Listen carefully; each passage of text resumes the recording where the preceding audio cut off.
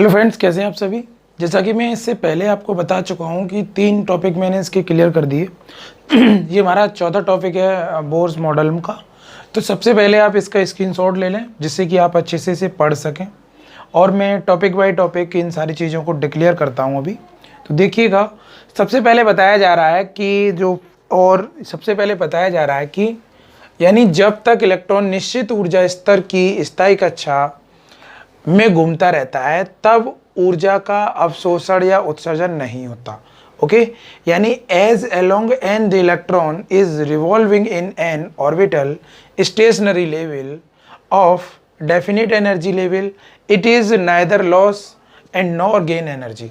यानी इसने एक बात कही तो आपको यहाँ समझनी है। ये सारी बातें मैं यहीं डिफाइन करूँगा इन सभी बातों को, तो बहुत अच्छे से समझना है। ये हमारा न्यूक्लियस है और ये इसकी सेल है। ये हमारी सेल है, ये क्या है, सेल। अब ये सेल है हमारी। अब इसको हम न्यूक्लियस कहते हैं। न्यूक्लियस बोले तो नाभिक, और नाभिक में हमेशा प्रोटॉन प्लस न्यूट्रॉन रहते हैं। ओके, तो एक बात बता दें, अगर इलेक्ट्रॉन इस सेल में मूव कर रहा है, अगर इलेक्ट्रॉन इस सेल में मूव कर रहा है और वो किसी हाई एनर्जी लेवल में नहीं जा रहा, दूसरी सेल में जंप नहीं कर रहा, यानी यहाँ इलेक्ट्रॉन मूव कर रहा है और ये इलेक्ट्रॉन इस सेल में नहीं जा रहा, इस वाली सेल में, इस सेल में नहीं जा रहा, इसमें इलेक्ट्रॉन नहीं जा रहा, इसमें इलेक्ट्रॉन नहीं जा रहा, तो एक बात समझ लो, ना तो एनर्जी का अवशोषण होगा और ना ही एनर्जी का उत्सर्जन होगा। ये चौथा पॉइंट बता रहा हूं, आपको ध्यान रहे। अगर न्यूक्लियस सेल में कोई इलेक्ट्रॉन मूव कर रहा है अपनी स्टेबल सेल में, तो ना तो एनर्जी का लॉस होगा और ना ही एनर्जी उत्पन्न होगी। अब सबसे बड़ी बात ये होती है कि भाई अब यहाँ पे एक वर्ड आया कि अवशोषण। क्या है अवशोषण, यानी एब्सॉर्प्शन क्या है, आपको मैं एक डेफिनेशन के अकॉर्डिंग डिफाइन करूंगा यहाँ कि अवशोषण क्या है। अवशोषण इंग्लिश में बोलते हैं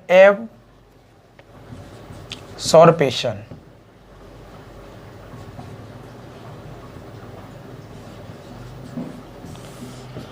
अगर इलेक्ट्रॉन, एक बात समझें, अगर इलेक्ट्रॉन अपनी लो सेल से हायर सेल में जा रहा है, यानी इलेक्ट्रॉन पहले यहाँ था और यहाँ से इसमें आया और इससे इसमें आया इलेक्ट्रॉन, तो क्या होगा, अवशोषण। एनर्जी का क्या होगा, अवशोषण। यदि इलेक्ट्रॉन अपनी लो एनर्जी लेवल से, अपनी लो एनर्जी लेवल से हायर एनर्जी लेवल में जा रहा है, यानी एक सिंपल सी बात यहाँ पे एक समझ लो, मैं बता दूं, ये हमारी सेल है और इलेक्ट्रॉन हमारा यहाँ पे है। अब ये हमारी एनर्जी लेवल E1 है और ये एनर्जी E2 है और ये एनर्जी E3 है और ये एनर्जी E4 है और ये एनर्जी E5 है। अगर हमारा इलेक्ट्रॉन यहाँ से एनर्जी लेगा थोड़ी सी, जैसा कि मैंने आपको इससे प्रीवियस वीडियो में हाइड्रोजन स्पेक्ट्रम पढ़ाया था, सेम कंडीशन, तो ये इलेक्ट्रॉन एनर्जी लेगा, ये ऊर्जा लेगा और ऊर्जा लेकर ये अपनी एक्साइटेड स्टेट में जाएगा। किस में जाएगा, अभी ये ग्राउंड स्टेट में है, ये इलेक्ट्रॉन जो है ये ग्राउंड स्टेट में है, ग्राउंड स्टेट। अब ये ग्राउंड स्टेट में मतलब अपनी मूल अवस्था में है, ये मूल अवस्था में। जैसे ही इसको मैं थोड़ी सी ऊर्जा दूंगा, इसे थोड़ी सी एनर्जी दे दूंगा, ऊर्जा देने पर ये इलेक्ट्रॉन फटाफट से कूद के यहां आ जाएगा। कहां पे आ गया, यहां। तो ये क्या है, इसकी एक्साइटेड स्टेट। अब ये इलेक्ट्रॉन यहां पे आ गया और ये हो गई इसकी एक्साइटेड स्टेट। एक्साइटेड स्टेट कौन सी स्टेट हो गई, एक्साइटेड स्टेट, यानी उत्तेजित अवस्था, उत्तेजित अवस्था। अब इलेक्ट्रॉन यहां से यहां तक आया, जो ऊर्जा स्तर चेंज हुए, जो लेवल चेंज हुई, ऊर्जा E1 E2 E3 E4 जो चेंज हुई, इसमें जो एनर्जी इसी को, यानी ऊर्जा स्तर बदलने, यानी ऊर्जा स्तर लो से हायर में पहुंचने की घटना को हम क्या कहते हैं, अवशोषण, एब्सॉर्प्शन कहते हैं। क्या कहते हैं, अवशोषण। आई होप ये बात बिल्कुल क्लियर हो गई होगी कि अवशोषण क्या है। जब एनर्जी लेवल E1 से हायर एनर्जी लेवल में इलेक्ट्रॉन पहुंच जाता है, यानी यानी कोई भी, अब इन सेलों को हम नाम भी दे सकते हैं KLMNO। दूसरे तरीके से समझो, अगर इलेक्ट्रॉन हमारा K ऑर्बिटल में और वो O ऑर्बिटल में चला जाए तो इस इलेक्ट्रॉन को K ऑर्बिटल से O ऑर्बिटल में जाने की घटना को हम क्या बोलते हैं? अवशोषण। अगर इलेक्ट्रॉन अपनी के ही सेल में मूव कर रहा है, इलेक्ट्रॉन रिवॉल्विंग घूम रहा है, न्यूक्लियस के रिवॉल्विंग घूम रहा है, तो ना तो उसमें अवशोषण होगा और ना ही उत्सर्जन। तो अवशोषण पॉइंट आपको क्लियर हो गया होगा। पहले आप इसका स्क्रीनशॉट लो। अब मैं आपको दूसरी बात बताऊंगा इसकी। अब जो दूसरा वर्ड आया हमारा कि एमिशंस, यानी उत्सर्जन क्या होता है। अब उत्सर्जन समझना है कि एमिशंस क्या होता है। बहुत सिंपल समझना है, कुछ नहीं है, सिर्फ समझनी है बातें। यानी अवशोषण क्या था, बहुत सिंपल सी बात में मैंने समझाया। अगर ऊर्जा स्तर E1 से इलेक्ट्रॉन ऊर्जा स्तर E2, E3, E4 में जाता है तो उसको हम क्या कहते हैं? अवशोषण कहते हैं। ओके, अब मैं बता रहा हूं आपको उत्सर्जन, तो बात समझेंगे उत्सर्जन क्या है।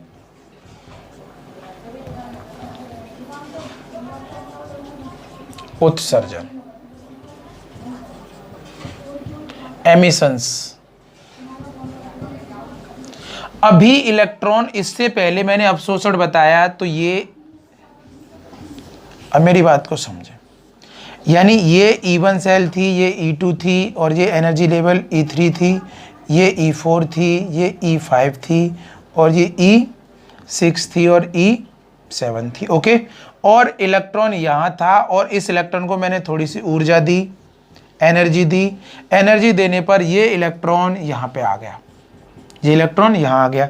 यहाँ से लेके यहाँ तक पहुँचने वाली जो लेवल थी उसको हमने बोला एब्सॉर्प्शन, यानी अवशोषण। अवशोषण। अब भाई ऊर्जा उत्सर्जन क्या है?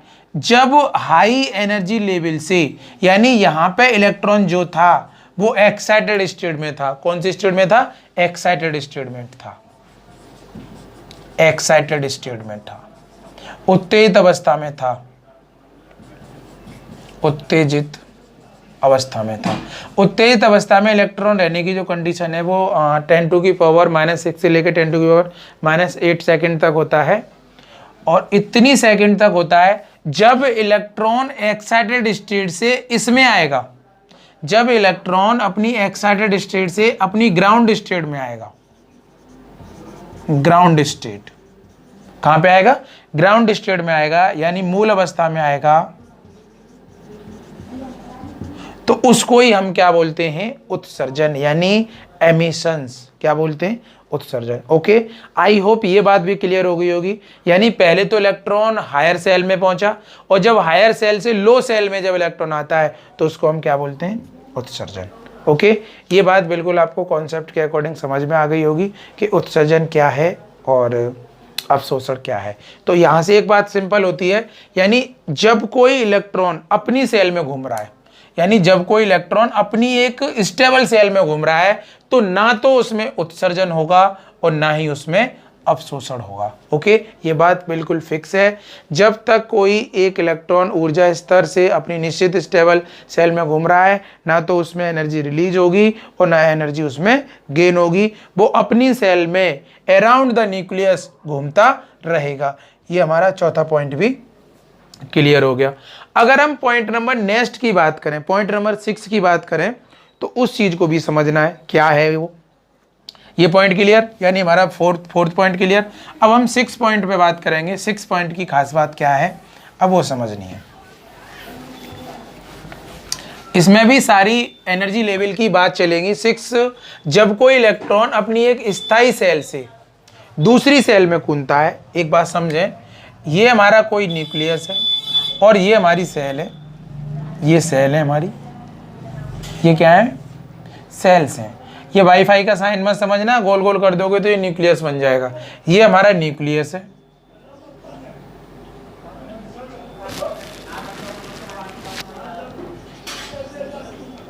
ये न्यूक्लियस है जिसे हम नाभिक कहते हैं, और ये हमारी ऊर्जा स्तर है।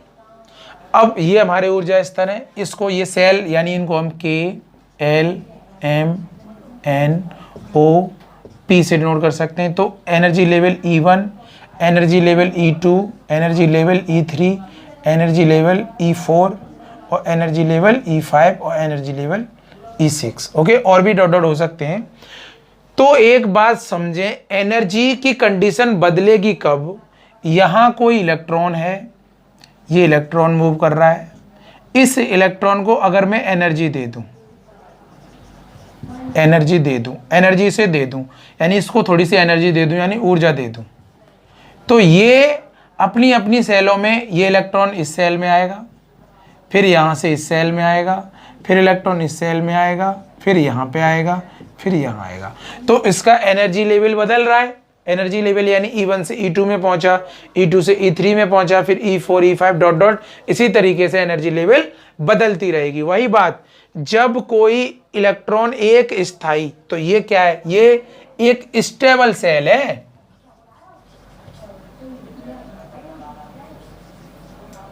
ये स्टेबल सेल है, यानी स्थायी कोश है। जब कोई इलेक्ट्रॉन स्थायी कक्षा या ऊर्जा स्तर से दूसरे कक्षा में इलेक्ट्रॉन कूदता है, और जब ये इलेक्ट्रॉन, ये वाला इलेक्ट्रॉन, ये इलेक्ट्रॉन इस सेल से इस सेल में कूदेगा, यानी इस सेल में कूदेगा, तो अब जब कोई स्थायी सेल से दूसरी सेल में कूदता है तो दोनों कक्षाओं के ऊर्जा स्तर को डेल्टा ई कहते हैं। तो अब ये इलेक्ट्रॉन यहां आ गया, तो इनके अंतर को, डिफरेंट को हम क्या बोलते हैं? ये वाला जो है, ये जो है, ये डिफरेंट जो है, ये जो अंतर है ना, ये वाला, ये है डेल्टा ई। तो ये भी अंतर डेल्टा ई होगा, और ये भी अंतर डेल्टा ई होगा, ये भी अंतर डेल्टा, यानी दो सेल का अंतर क्या कहलाता है? डेल्टा ई कहलाता है।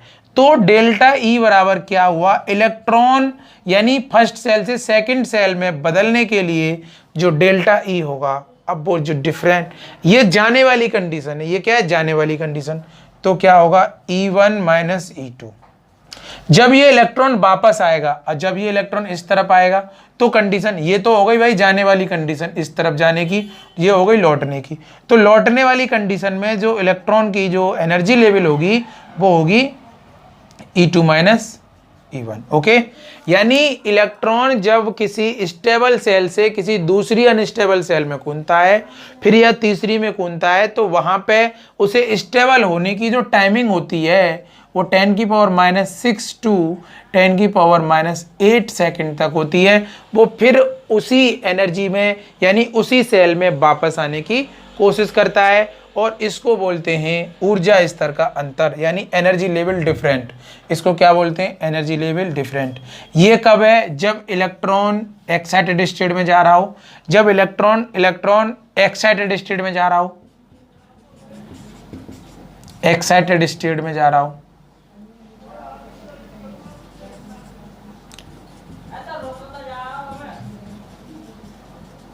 उत्तेजित अवस्था में आ रहा हो।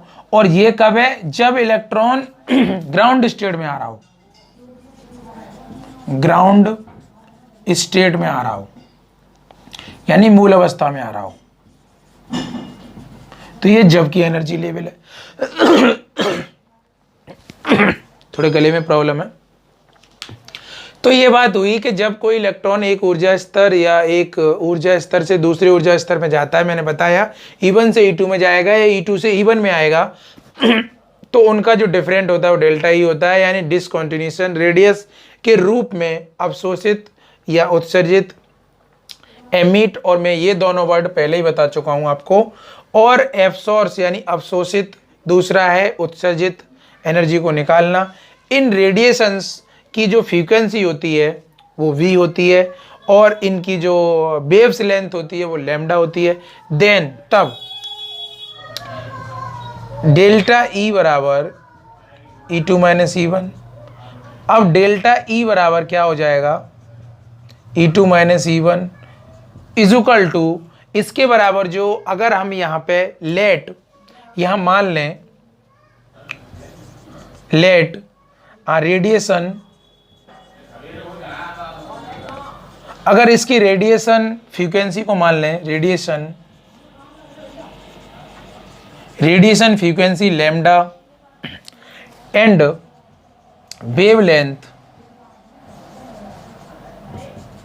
वेवलेंथ मान लें इसकी भाई रेडिएशन फ्रीक्वेंसी वी बोलते हैं इसे, और रेडिएशन वेवलेंथ हो जाए लैम्डा। लैम्डा को बोलते हैं तरंग दैर्घ्य, तरंग दैर्घ्य, और इसको बोलते हैं आवृत्ति। तब तो इसके बराबर यानी डेल्टा ई बराबर क्या हो जाएगा, सिंपल सी बात है एच वी, और एच वी बराबर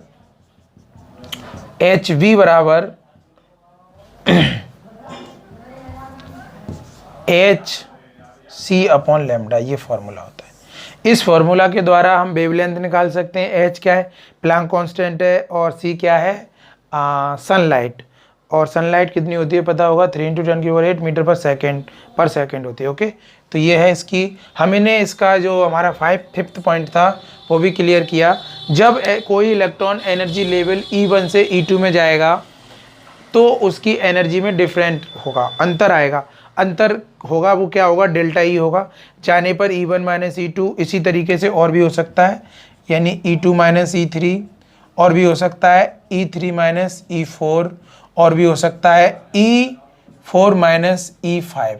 ओके, इस तरीके से डिफरेंट, इसके लिए निकाला, आने पर निकाला जाए तो ये हो सकता है E3 - E2, और हो सकता है E4 - E3। ओके, इस तरीके से हम इसकी एनर्जी लेवल, एनर्जी गैप को निकाल सकते हैं। ये बात बिल्कुल क्लियर हो गई हमारी।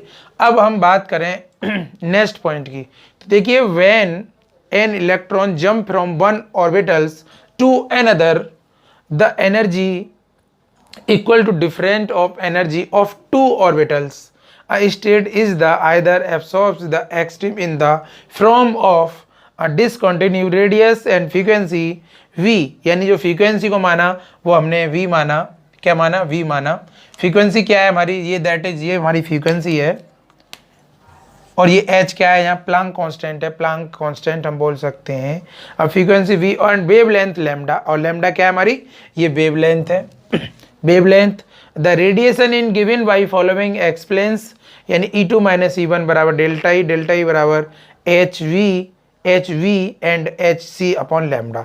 ये हमारा एक फॉर्मूला जनरेट हो जाता है, इसके द्वारा हम इन सारी चीज़ों को निकाल सकते हैं। अगर हम पॉइंट नंबर 6 की बात करें, इसका भी स्क्रीनशॉट लो, ये समझना है। इनके बीच बीच में जो बता रहा हूँ, देखिए यहाँ मैंने शॉर्ट में डेफिनेशन लिखी, जितने भी मैंने पॉइंट, और देखिए इसका फैक्ट बताया, वो भी इससे पहले ये लिखना है, फिर वो फैक्ट को लिखना है, उसके बाद फिर इसको लिखना है, फिर ये नोट करना है पूरा उसमें कि इस तरीके से हमने एनर्जी लेवल को चेंज किया। अब मैं पॉइंट नंबर 6 बताऊंगा, फिर उसमें ये नोट करना है। ओके, ले लिया स्क्रीनशॉट।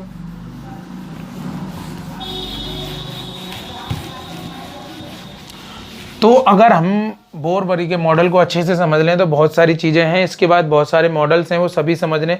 अगले पॉइंट की बात करें, हम 6 पॉइंट की बात करते हैं, यानी ऊर्जा उत्सर्जन के फलस्वरूप प्राप्त उत्सर्जन स्पेक्ट्रम में एक निश्चित आवृत्ति यानी फ्रीक्वेंसी लाइंस होती हैं। इस प्रकार ये मॉडल परमाणु के स्पेक्ट्रम को बताती हैं। जैसा कि मैंने आपको बताया था कि हमारे पास एक इलेक्ट्रॉन है, और ये इलेक्ट्रॉन हमारी एक सेल में मूव कर रहा है, ये इलेक्ट्रॉन एक सेल में घूम रहा है, और जैसे ही ये हमारा एक न्यूक्लियस है, अब जैसे ही इसको मैं बाहर से ऊर्जा दूंगा, इसको ऊर्जा दूं, एनर्जी देने पर ये अपनी एक्साइटेड स्टेट में जाने की कोशिश करेगा। एक्साइटेड स्टेट में जाएगा तो हो सकता है यहाँ पे भी कई सेल हों, यहाँ ये भी सेल होंगी, ये भी सेल होंगी, ये भी सेल होंगी, और ये भी, और ये सेल हमने मान ली ये एक इन्फिनिटिव सेल है। ये इलेक्ट्रॉन जैसे ही एनर्जी पाएगा इन सेलों से होकर गुजरेगा और ये यहाँ पे आके रुक जाएगा। तो इसके बीच में आपने एनर्जी लेवल को चेंज किया, उसकी फ्रीक्वेंसी को चेंज किया, उसकी वेवलेंथ को चेंज किया, यानी इन सारी चीज़ों को चेंज किया, आवृत्ति चेंज की, ऊर्जा स्तर चेंज किए। वही चीज़ मैं बता रहा हूँ, यहाँ पे एक हाइड्रोजन स्पेक्ट्रम तैयार हो जाता है। स्पेक्ट्रम क्या तैयार हो जाता है? स्पेक्ट्रम। मैंने हाइड्रोजन स्पेक्ट्रम इसकी प्रीवियस वीडियो में बताया और बहुत सुपर तरीके से बताया, वहां से जाके इस चीज को आप बिल्कुल क्लियर कर सकते हो। यानी ऊर्जा स्तर के फलस्वरूप ऊर्जा प्राप्त, ऊर्जा उत्पन्न, निश्चित आवृत्ति की रेखाएं। अब देखिए बिल्कुल सिंपल सी बात है, यहां से लेके यहां तक की रेडियस फिक्स है और यहां से लेके यहां तक की भी रेडियस फिक्स है, और ये एनर्जी लेवल E1 है और ये एनर्जी लेवल E2 है। अगर इसको सेल मानते हो तो इसकी एनर्जी E1 हो जाएगी और इसकी एनर्जी E2 हो जाएगी और इसकी एनर्जी E3 हो जाएगी। और यहाँ से लेके यहाँ तक ये रेडियस फिक्स है, यानी रेडियस भी फिक्स है, एनर्जी भी फिक्स है, वेव लेंथ भी फिक्स है। ये अनफिक्स कब होंगी? जब ये इलेक्ट्रॉन इस सेल से निकलकर किसी दूसरी सेल में जाएगा, तब ये चेंज होगी। एनर्जी चेंज क्या हो जाएगा? अगर डेल्टा E बराबर जाने पर E1 माइनस E2 और आने पर एक्साइटेड स्टेट से वापस आने पर क्या हो जाएगा? E2 minus E1।